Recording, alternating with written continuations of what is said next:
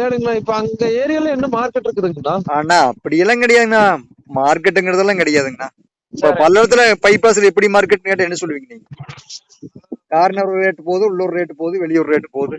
அதான் அதாங்க பிக்சட் எல்லாம் இல்லைங்கண்ணா. பிக்சட் எல்லாம் இல்லைங்க. அதெல்லாம் பிக்சட் எல்லாம் போய் இப்ப 3 வருஷம் ஆச்சுங்க. அதான் அதாங்க பிக்சடு இங்க இப்படித்தானுங்கிறதெல்லாம் கிடையாதுங்க. அதான் அதாங்க. பூமி பிடிச்சா வாங்குறாங்க, சரிங்க. இல்லைன்னா மறுபடியும் 2 வாட்டி வந்து பாக்குறாங்க, அவ்வளவுதான். ஆனா அதான் பூமி அதிகமே இல்லைங்க, எல்லாம் வித்துட்டே தான் இருக்குதுங்கண்ணா.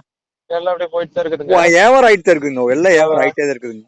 அதான் எது பெண்டிங்ல எது இல்லைங்க. அதான் அதாங்க. அதான் மேக்கர் ரோடு போகுது இல்லைங்கண்ணா? ஆமாங்கண்ணா. பெரிய வெட்டியில இருந்துங்க சொல்லுங்க. தமிழோட பெட்ரோல் ஏத்த மாதிரிங்க. ஆமாங்கண்ணா. அந்த ரோட்ல ஏதாவது ஒரு 6 ஏக்கரா பூமி ஏதாவது இருக்குங்களா? ஒரு 6 ஏக்கரா 8 ஏக்கரா? ஒரே பிளாட்டா கேக்குறீங்களா? ஆனா மேக்க கேக்குறீங்கன்னு. அந்த ரோட்ல அந்த மேக் ரோட்லீங்க, கட் ரோட்லீங்க. ஆனா அது கட் ரோடு இல்லைங்கண்ணா. சரி. இப்ப கட்டுங்கிறதெல்லாம் வந்துங்கன்னா வேற ரோடு. இப்ப அதெல்லாம் பசு போயிட்டு இருக்கிற ரோடு. ஆனா நான் இருக்கிறது பல்லடம், எனக்கு தெரியாது. சரி, சரி. அதனாலதான் அந்த அந்த அந்த ரோட்ல ஏதாவது பூமி இருக்குதுங்களா? அந்த ரோட்டு மேல இல்லைங்கண்ணா. ஒண்ணு இருக்குதுங்கண்ணா, ஒரு 2 ஏக்கரா இருக்குதுங்கண்ணா.